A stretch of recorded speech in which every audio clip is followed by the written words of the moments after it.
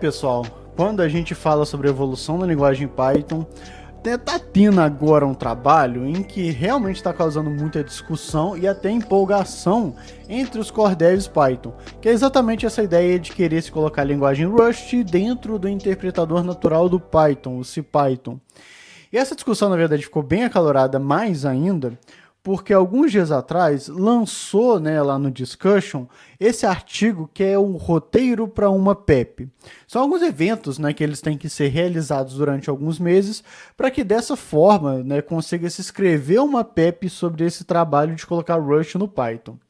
E se você não sabe o que é uma PEP, eu vou tentar resumir aqui de um modo bem resumido mesmo, mas é o seguinte, é uma proposta de melhoria, é uma formalidade em que algumas pessoas pegam esse trabalho todo que querem fazer para melhorar no ecossistema Python e deixam ali numa espécie de documento.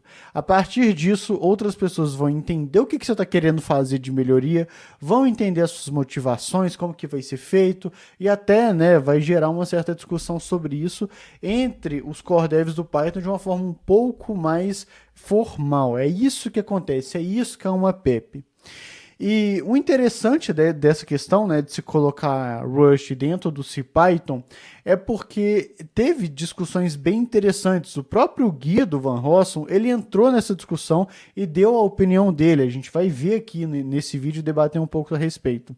Só que quando eu expus esse caso, por exemplo, lá num grupo nosso do Telegram, algumas pessoas acabaram perguntando, pô, Rafa, mas Python já não conversa com Rust? Já não tem uma coisa dessas? Por exemplo, eu uso o PyDant que tem Rust lá dentro. Qual que é a diferença exatamente? Bom, eu acho que vale a pena a gente pontuar essa diferença, porque assim, são objetivos diferentes, Rust dentro do interpretador e num módulo, só que a gente vai falar disso de uma maneira bem mais direta. Dito isso, vamos começar o nosso vídeo? Esse é o nosso quadro Momento Tech, em que a gente se encontra para falar sobre programação, carreira e as tendências no mercado de tecnologia. E um recado rápido, as melhores estampas de tecnologia são na UseTI, o novo parceiro aqui do canal Programador Lhama. Então, utilizando o cupom Programador Lhama, você consegue essas camisas, ajuda o canal e sai totalmente bonitão na rua. As melhores camisas com os melhores produtos são na UseTI. Dá uma conferida no link aqui no comentário fixado. Dito isso, vamos lá para o vídeo. Pessoal, na verdade, colocar Rust no interpretador do Python, isso é um desejo de alguns core devs já faz um certo tempo. Só que eles começaram a trabalhar de verdade nisso e exporam mais a comunidade em novembro do ano passado, ou seja, novembro de 2025. E o que eles fizeram? Eles fizeram uma espécie de pré-PEP, uma coisa bem rara mesmo, Assim, é uma pré-proposta de melhoria em que eles colocaram o que eles queriam fazer ali, como que seria a implementação, abriram para discussão para outros core devs e outras pessoas de fora do ambiente Python discutir um pouco a respeito. Eu quero trazer aqui, olha só, isso daqui foi o cabeçalho, a parte inicial dessa pré-PEP, Então é dessa moça aqui, olha, Emma Smith, e vamos dar uma lida no que ela falou aqui, olha. Nós, ela e um outro carinha aqui, propomos a introdução da linguagem de programação Rust no CPython. Inicialmente o Rust será permitido apenas para escrever módulos de extensão opcionais, e aí cortou o restante ali, Mas o que acontece? A gente vai falar sobre como que é essa ideia de módulos opcionais, que eles estão querendo colocar aqui, mas isso já levantou uma certa dúvida. Poxa, Rafa, como que o Python ele já se integra com o Rust, Tem libs de Rust e tudo mais. O que acontece ali? Bom, deixa eu mostrar essa imagem aqui do interpretador Python. Se você dá uma olhada, tem uma setinha para baixo, um fluxo diferente ali, em que aponta para a parte de módulos, ou seja, é um outro caminho, é um outro tipo de processo para se rodar Rust. Na verdade, ele não roda diretamente no interpretador do Python, acontece uma outra coisa ali por fora. Sendo um pouco mais técnico, o que acontece? O interpretador do Python, ele abre ali uma API em C, e você tem que fazer com que o teu módulo converse com essa API em C. Então vamos supor que você fez um módulo ali em Rust e você está querendo que o Python consiga executar esses comandos do Rust. Bom, geralmente esses módulos, eles têm dentro deles uma espécie de componente, né? Por exemplo, o PyO3, que consegue conversar melhor com essa API em C, e assim você consegue ter essa integração bem mais simples entre o interpretador do Python e um módulo ali de Rust. É exatamente dessa forma que o Python ele meio que se integra com o Rust. Você tem uma conversa, né, do interpretador com um módulo por fora. Então ele não está, né, necessariamente dentro do interpretador. E se você é um pouco mais observador, você pode pensar, ah, Rafa, nesse caso está fácil. De acordo com esse diagrama que você mostrou aí por fora, é só você pegar esse tal do PyO3, né, essa integração, estende ela um pouquinho, joga dentro, né, chucha ali dentro do interpretador do Python, e aí você consegue, né, chamar comandos de Rust com a maior facilidade. Então, cara, resolver um problema, né, paz no mundo. Cara, olha só, os core devs do Python, nessas discussões todas que eu vou deixar aqui abaixo, né, no comentário fixado, vou deixar os links aqui tudo, eles pensaram em fazer isso, tá? Pensaram em pegar essa lib do PyO3, né, esse módulo do PyO3, e utilizar para fazer essa integração.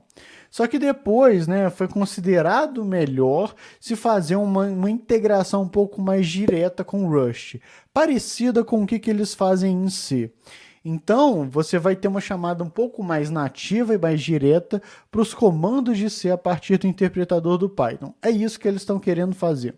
Eu quero trazer aqui, olha, para a gente ver melhor, a motivação que está nessa pré-PEP, principalmente para eles colocarem, né, esse trabalho e tentarem fazer, né, toda essa integração aí de Rust para Python.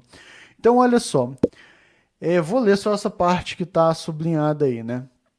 Segurança de memória é uma propriedade de uma linguagem de programação que impede leituras e escritas fora dos limites de memória, bem como erros de uso após a sua liberação. As propriedades de segurança do Rust são garantidas por um módulo de propriedades para o código, que assegura que o acesso à memória sejam válidos. E deixa eu ler uma partezinha que está aqui embaixo, olha só. Ao adotar Rust, classes inteiras de bugs, travamentos, vulnerabilidade de segurança podem ser eliminadas do código. Isso aqui é uma coisa muito interessante, né? Rust realmente tem algumas propriedades muito interessantes para manipulação de memória e é exatamente isso que eles querem aproveitar dentro do interpretador do Python. Para falar a verdade, isso é uma coisa bastante interessante. Rust é um pouco mais amigável do que linguagem C e C++. Então você consegue, por exemplo, talvez ter uma integração melhor de desenvolvedores dentro desse projeto do interpretador do Python. Seria uma espécie de ganho. É claro que aí você teria duas linguagens dentro do interpretador, só que, de certo modo, você pode ter alguns benefícios, tanto da linguagem C quanto da linguagem Rust. Então, beleza, vamos voltar um pouco. De acordo com o que essa core dev aqui do Python, né, Emma Smith está falando, como que o Rust ele vai ser implementado no Python? Olha só, eles não estão querendo reescrever o interpretador todo. Isso seria meio que maluquice. O que eles estão querendo fazer, na verdade, é o seguinte: existem alguns módulos padrões do Python que eles querem colocar a Rust para acabar rodando nesses módulos.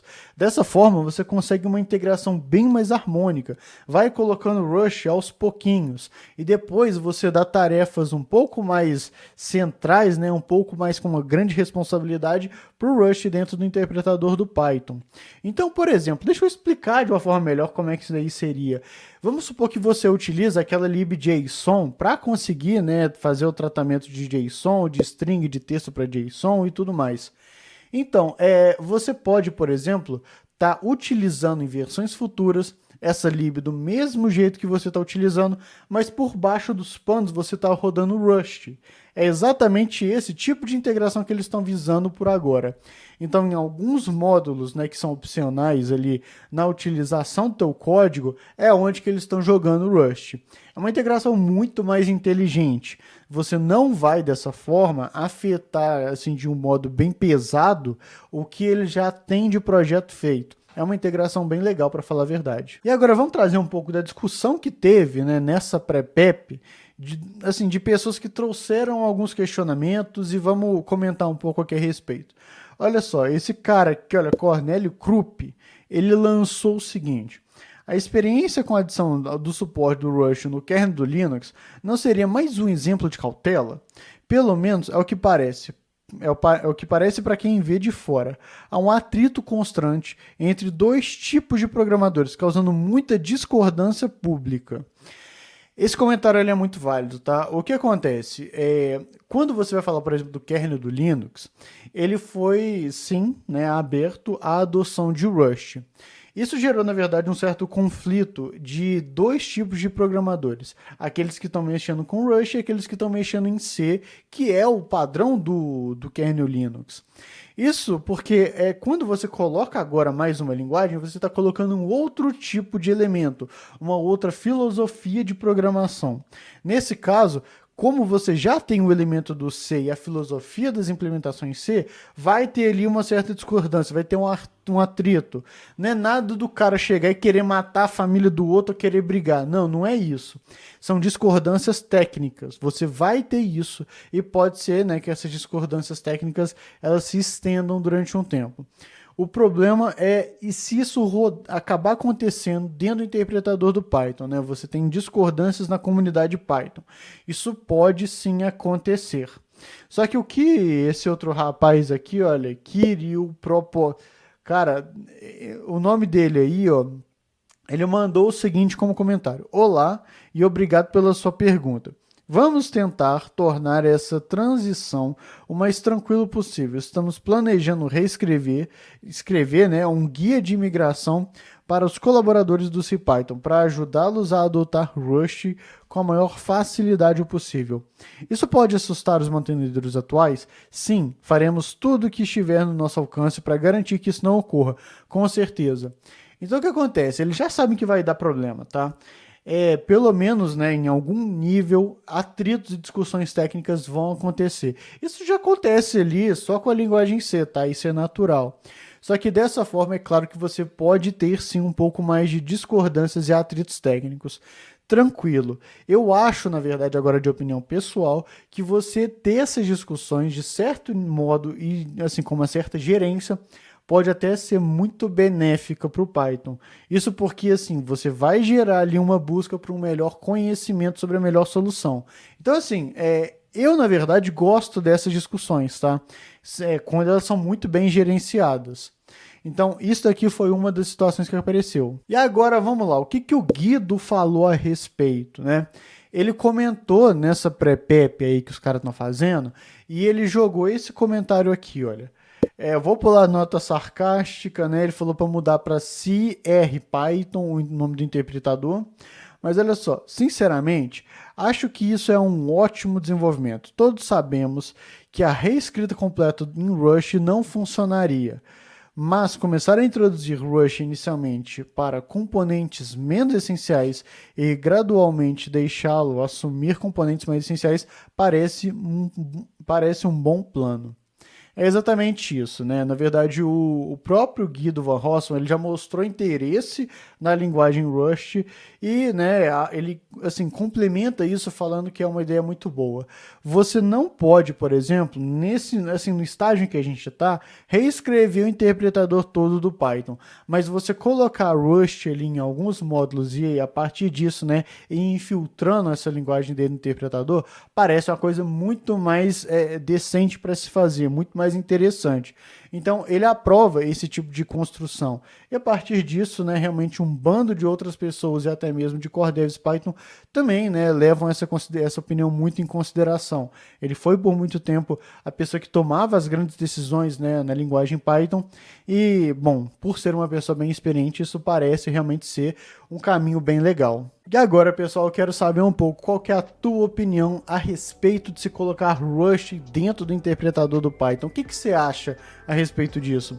Bom, a previsão, na verdade, não é que saia na próxima versão, na 3.15 do Python, mas na 3.16 do Python, porque isso vai dar mais tempo desses core devs, né, fazerem essa integração entre o Python e o Rust de uma forma bem mais simples.